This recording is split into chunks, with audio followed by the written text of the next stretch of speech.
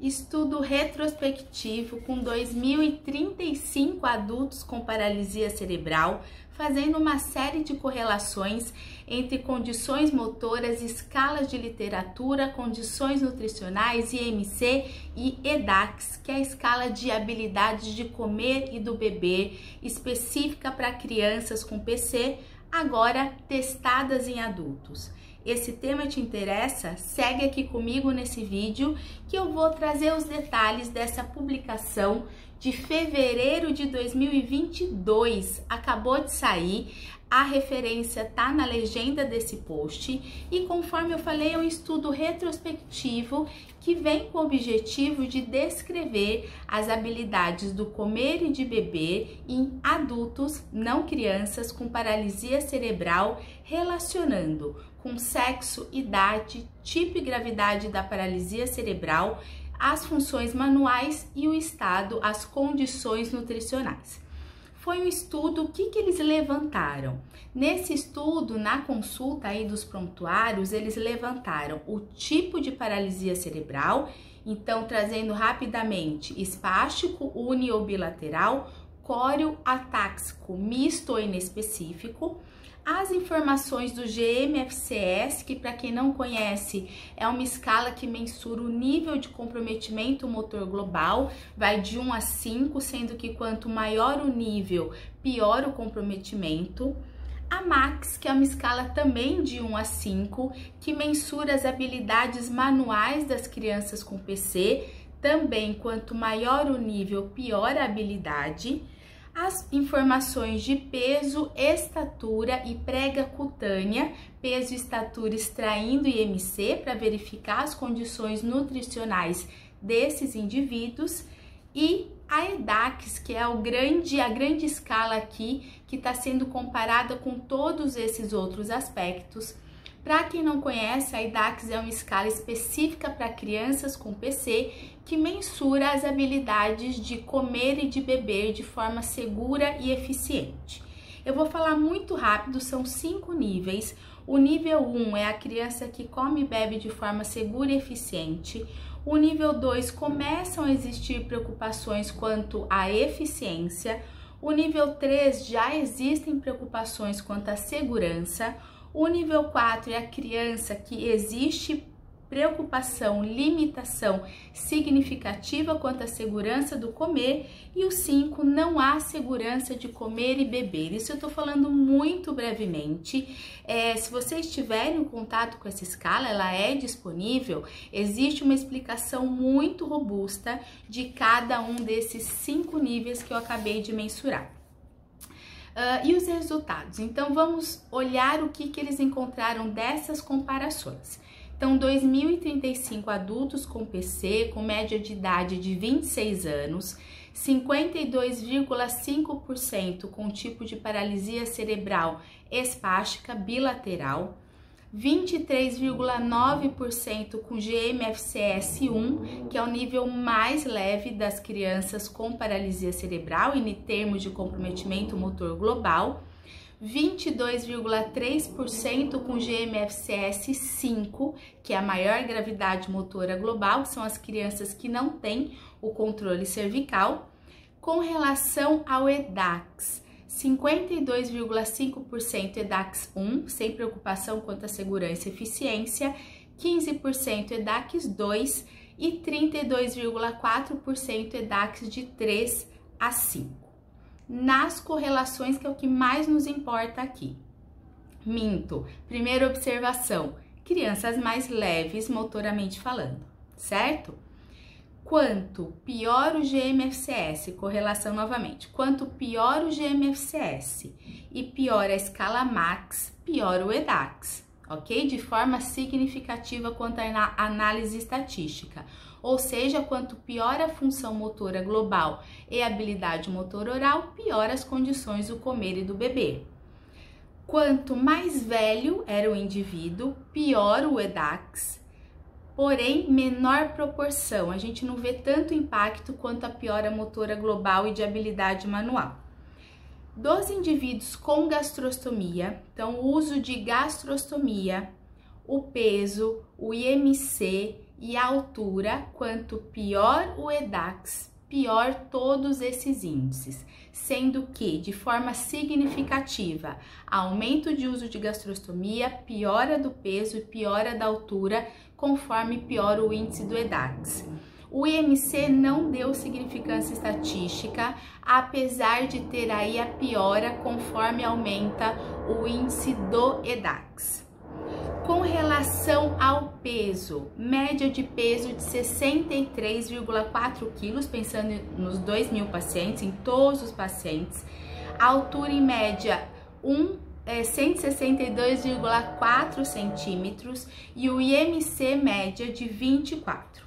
Agora, só um comparativo de peso entre EDAX 1 e EDAX 5.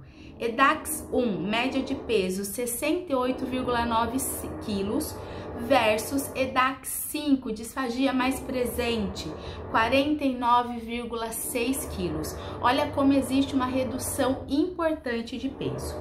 Na análise ainda de todos esses dados, houve peso menor nos indivíduos com gastrostomia, eu já vou falar melhor disso na discussão, e uma das partes que um dos aspectos que o EDAX analisa é independência ao comer.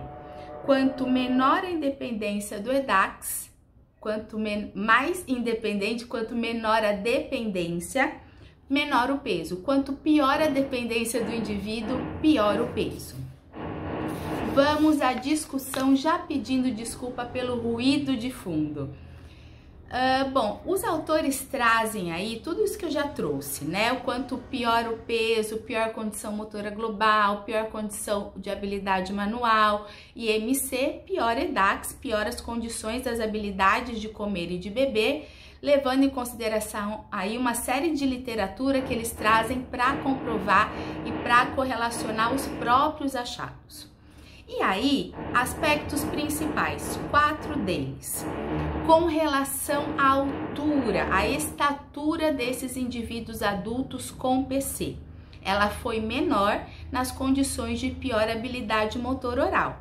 Então, eles trazem, eu vou concordar totalmente, o quanto que, se a condição nutricional no crescimento dessa criança e adolescente com PC não estiverem adequadas, a gente vai ter sim uma piora na estatura, e é uma piora que não é reversível. E o quanto isso também é observado nos estudos, eles trazem literatura no comparativo da altura com GMFCS, da escala mais usada para verificar o nível de comprometimento global dessas crianças. Além disso, aquela questão da gastrostomia, então nos adultos com gastrostomia, menor o peso e menor a prega cutânea. E aí os autores falam, olha, é preciso verificar, reajustar, ficar atento às prescrições nutricionais pela via interal, pela oferta interal. Porém, eu vou dar outro pitaco aqui que eles não trouxeram, que eu não conheço a realidade deles, mas o período, o momento de indicação de gastrostomia faz toda a diferença. Será que essa gastrostomia foi indicada no momento correto? Porque isso influencia sim a retomada do peso e das condições nutricionais. Então não é a gastrostomia trazendo peso ruim, é a disfagia com peso ruim, e aí resta ver em que condições foi colocada e está essa gastrostomia. Algo muito importante que eles encontraram: a dependência em comer traz maior risco de baixo peso. Eles trazem a questão da comunicação do cuidador, o quanto existe ali dificuldade em mensurar o tamanho da oferta, o tamanho do bocado, o tamanho da porção, preferência alimentar. Mas aí, ao meu ver, é muito mais um prejuízo de deglutição. Porque quanto pior a habilidade motora global, manual, oral, pior todas as consequências decorrentes da disfagia. Já existe correlação muito forte em literatura de quanto pior a condição motora global, que vai trazer mais dependência em alimentação, pior a condição motor oral, maior ocorrência de disfagia. Então, tudo bem, é um marcador ser dependente em comer, mas não necessariamente pela troca e dificuldade do cuidador, mas sim pela correlação motor global com motor oral. E aí eles trazem algo como limitação do estudo, e eu vou super concordar, que é o EDAX, o uso do EDAX como presença sim ou não da disfagia. A escala EDAX, o sistema EDAX, ele não é criado para dizer se o indivíduo tem disfagia ou não. É para verificar, ele é um grande indicador de evolução, pré e pós-intervenção, como se encontram as habilidades de comer e beber da criança com PC, principalmente quanto às limitações de segurança e eficiência. Ele não vem para diagnosticar disfagia, apesar de uma correlação muito próxima. Então, eles trazem isso como uma limitação. Além disso, o EDAX porque é sistema. O EDAX, ele pode ser tanto aplicado olhando a criança sendo alimentada.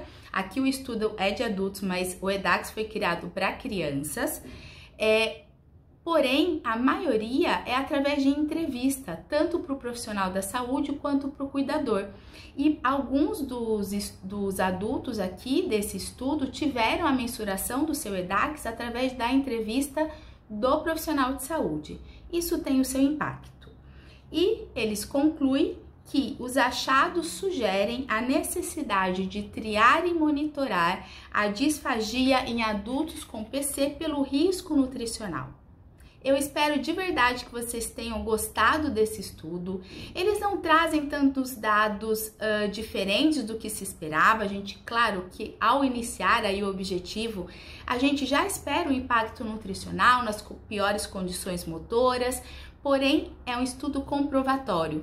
É um estudo que demonstra através de números, principalmente, a correlação habilidade motor oral e déficit nutricional. O que, ao meu ver, em termos de disfagia pediátrica, principalmente na paralisia cerebral, é o grande indicador, é o grande marcador, é o grande prejuízo clínico. Espero que vocês tenham gostado dessa segunda com o artigo e até a próxima. Um grande abraço!